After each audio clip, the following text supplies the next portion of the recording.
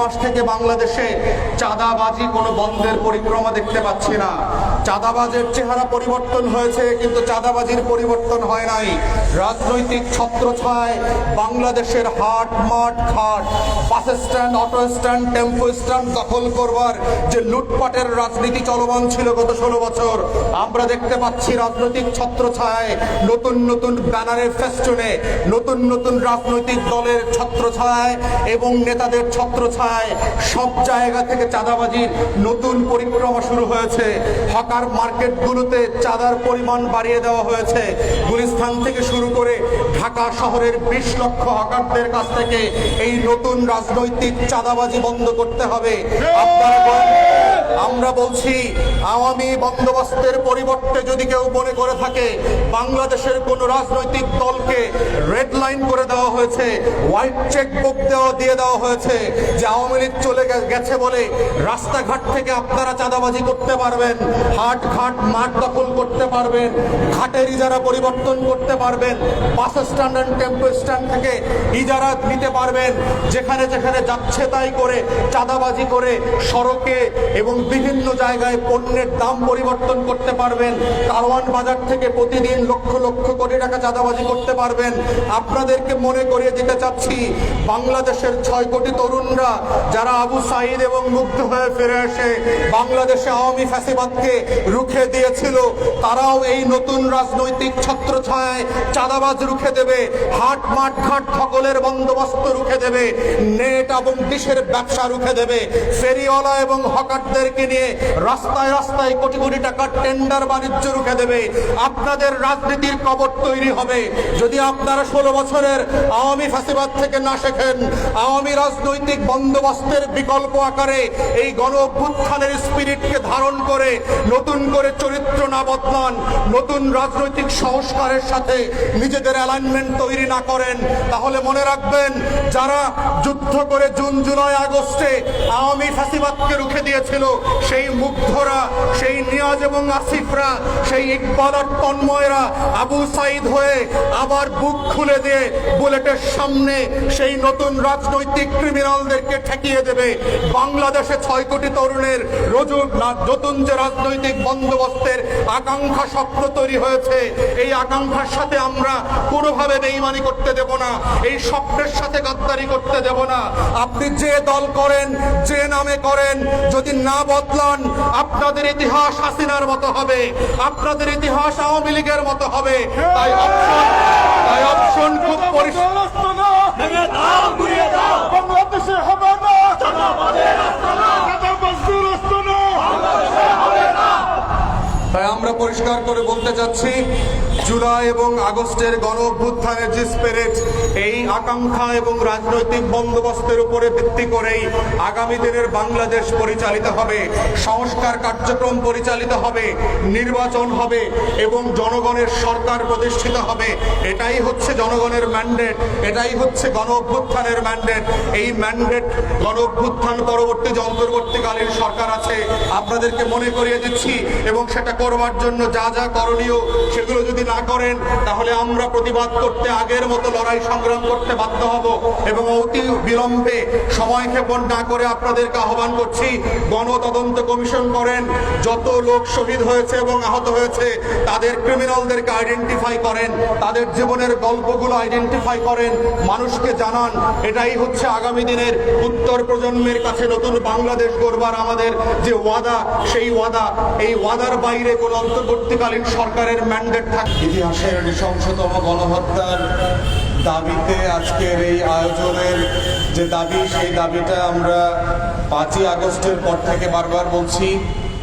প্রধান উপদেষ্টার সাথে আমাদের যখন মিটিং হয়েছে, আমরা বলেছি যে আপনি অনেকগুলো গুরুত্বপূর্ণ কাজ করেছেন, কিন্তু আপনি 1 নম্বর কাজটা এখনো করেন নাই। সেই কাজটা হচ্ছে এই মনসুন আপরাইজিংয়ে যারা প্রাণ দিয়েছেন, আহত হয়েছেন, প্রতিবন্ধী হয়েছেন, তাদেরকে সুস্থ চিকিৎসার ব্যবস্থা করা, সুস্থ হয়ে উঠবার ব্যবস্থা করা, পরিবারগুলোকে পুনর্বাসন করবার ব্যবস্থা করা, এবং কারা কিভাবে কোন পর্যায়ে আন্দোলনের শহীদ হয়েছেন, খুন হয়েছেন, সেগুলোর বিচারের ব্যবস্থা করা।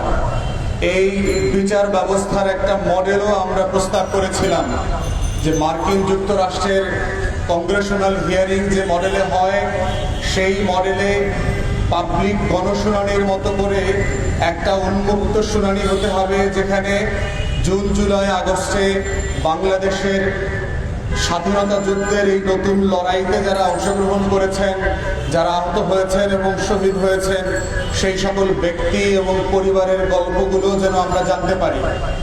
এবং এই শুনানি যেটা হবে, সেই শুনানিটা বাংলাদেশ টেলিভিশনের মাধ্যমে সরাসরি সম্প্রচার হতে হবে। তাহলে যেটা হবে, শুধু যেখানে যেখানে আন্দোলন হয়েছে শুধু সেই এলাকার মানুষ না, বাংলাদেশের যে অঞ্চলের মানুষ এই আন্দোলন শুধু দেখেছেন, তারাও এই আন্দোলনের গল্পটা জানতে পারবেন, শুনতে পারবেন। কিন্তু আমরা দেখলাম দুঃখজনকভাবে গত 3 মাস 100 দিন পেরিয়ে যাবার পরেও এই অন্তর্বর্তীকালীন সরকার এই শহীদদের তালিকা প্রণয়ন করা, কি পরিমাণ মানুষ আহত হয়েছেন এবং প্রতিবন্ধী হয়েছেন, অন্ধ হয়েছেন, তাদেরকে নিয়ে যে একটা গণতদন্ত কমিশন করবার প্রয়োজন ছিল, সেই কমিশনটা এখনো করেন নাই। আমরা বারবার বলছি এবং এখনো অন্তর্বর্তীকালীন সরকারকে আহ্বান জানাচ্ছি যে আপনারা 1 নম্বর কাজটা করতে যদি ভুল করেন এবং বিলম্ব করেন, তাহলে আরো পরের অনেক কাজগুলো বিলম্বিত হবে এবং আপনাদের এই ভুলের ধারাবাহিকতা এই মনসুন আপরাইজিংকে, এই বাংলা বসন্তকে ক্ষতিগ্রস্ত করবে। আপনারা ভুলে যাবেন না, যারা কোনোদিন মিছিল করেন নাই, যারা কোনোদিন ঘাম ঝরান নাই, যারা কোনোদিন রক্তাক্ত হন নাই, যারা গুলিবিদ্ধ হন নাই, রাবার বুলেট খান নাই, তারা কিভাবে এসি রুমের সুশীল সমাজগিরি করতে করতে আজকে উপদেষ্টা হয়েছেন, সেই গল্পগুলোর সাথে কিন্তু এই হাজার হাজার শহীদের রক্ত জড়িয়ে আছে। অতএব যাদের রক্তের উপরে ভিত্তি করে আজকে আপনারা অন্তর্বর্তীকালীন সরকারের উপদেষ্টা হয়েছেন, মন্ত্রীর ফ্ল্যাগ নিয়ে দামি দামি কালো গ্লাসওয়ালা গাড়িতে করে ঘুরে বেড়াচ্ছেন, সরকারের প্রোটোকলে সারা বাংলাদেশে যাচ্ছেন, আপনারা ভুলে যাবেন না কোন কোন শহীদদের রক্তের উপরে ভিত্তি করে আজকের এই পরিবর্তন হয়েছে। কারা জীবন দিয়ে লক্ষ লক্ষ তরুণ তরুণী ও 6 কোটি তরুণ তরুণী সারা বাংলাদেশে কিভাবে মিছিল, স্লোগান আর রক্তাক্ত ইতিহাস তৈরি করে হাসিনার মতো একটা ফ্যাসিবাদী হিটলারকে বাংলাদেশ থেকে বিতাড়িত করতে বাধ্য করেছে। তাই আমরা বলছি, শুধু আহত নিহত পরিবার না, শত শত মানুষের লাশ এখনো খুঁজে পাওয়া যায় নাই রায়ের বাজার বদ্ধভূমিতে এবং জুরাইনের কবরস্থান থেকে শুরু করে বিভিন্ন জায়গায় আমরা দেখেছি শত শত লাশকে বিভিন্ন মেডিকেল কলেজের মর্গ থেকে এনে গণকবরে দাফন করা হয়েছে। সেই মানুষগুলোর পরিচয়, নাম, ঠিকানা এখন পর্যন্ত পাওয়া যায় নাই। শত শত পরিবার এখনো লাশ যেমন বুঝে পায় নাই, কবরের ঠিকানা বুঝে পায় নাই, তাদের মৃত্যুক্ষণ, দিনক্ষণ পর্যন্ত বুঝে পায় নাই। ঠিক একই বাস্তবতা কিন্তু আমাদেরকে গত 16 বছরের গুম, খুন আর ফাঁসিবাদের শাসন ব্যবস্থাকে স্মরণ করিয়ে দিচ্ছে। তাই অন্তর্বর্তীকালীন সরকারকে মনে করিয়ে দিচ্ছি, আপনাদের কাজের মাধ্যমে এমন কোনো উদাহরণ তৈরি করবেন না যাতে এই বিপ্লবের যে স্পিরিট ছিল, এই পরিবর্তনের যে আকাঙ্ক্ষা ছিল, নতুন বাংলাদেশ গড়বার, নতুন করে সংস্কার করে বাংলাদেশের রাজনৈতিক বন্দোবস্ত পরিবর্তন করে দেবার, সেটা যেন কোনোভাবে ছোট না হয়। তাই আজকের এই সমাবেশ থেকে আমরা জোর দাবি জানাচ্ছি অন্তর্বর্তীকালীন সরকারকে যে আপনারা গণশুনানির আদলে বাংলাদেশের সংসদ ভবনের যে খালি কক্ষগুলো আছে সেখানে এই গণতদন্ত কমিশনের আয়োজন করেন, যেখানে বাংলাদেশের মানবাধিকার কর্মী, আইনজীবী, ডাক্তার, ফরেন্সিক এভিডেন্স নিয়ে যারা কাজ করেন, লাশ মর্গ নিয়ে যারা কাজ করেন, সাবেক সেনা এবং পুলিশ কর্মকর্তা যারা আছেন, রাজনৈতিক কর্মী আছেন, তাদের সবাইকে নিয়ে প্যানেল করেন। বাংলাদেশের নাগরিকরা যেন নিবন্ধন করে এসে তাদের গণ অভ্যুত্থানের গল্পটা সেখানে এসে বলতে পারে, কারণ এই গল্পটাই হচ্ছে আগামী দিনের বাংলাদেশ গড়বার গল্প। এই গল্পের মধ্য দিয়ে আগামী দিনের বাংলাদেশটা কেমন হবে সেই বাংলাদেশের আকাঙ্ক্ষা প্রকাশিত হবে। এই গল্পের মধ্য দিয়ে বাংলাদেশে নতুন ফ্যাসিবাদী বন্দোবস্ত যেন কোনোভাবে কায়েম না হয় সেই সংকল্প দৃঢ় চিত্তে উচ্চারিত হবে। এই গল্পের মধ্য দিয়ে বাংলাদেশে বাংলাদেশে নতুন করে যারা আওয়ামী ফ্যাসিবাদকে, জাতীয় পার্টি এবং 14 দলের ফ্যাসিবাদের দোসরদেরকে পুনর্বাসিত করতে চাচ্ছে, তাদের মুখ উন্মোচিত হবে। এই গল্পের মধ্য দিয়ে তারা টাকা দিয়ে দলীয় পরিচয় কিনে শহীদের কেনাবেচা করছে সারা বাংলাদেশে, তাদের মুখ উন্মোচিত হবে। এই গণতদন্ত কমিশনের মধ্য দিয়ে আমার গণকবরের 127 জন ব্যক্তির লাশ, নাম, পরিচয় খুঁজে পাবে। অতএব এই গণতদন্ত কমিশনের মধ্য দিয়েই হচ্ছে বাংলাদেশে শেখ হাসিনা, শেখ পরিবার, আওয়ামী লীগের রাজনীতিকে বিচারের আওতায় আনবার যে পরিকল্পনা সরকার করেছে সেটা বাস্তবায়ন করতে হবে।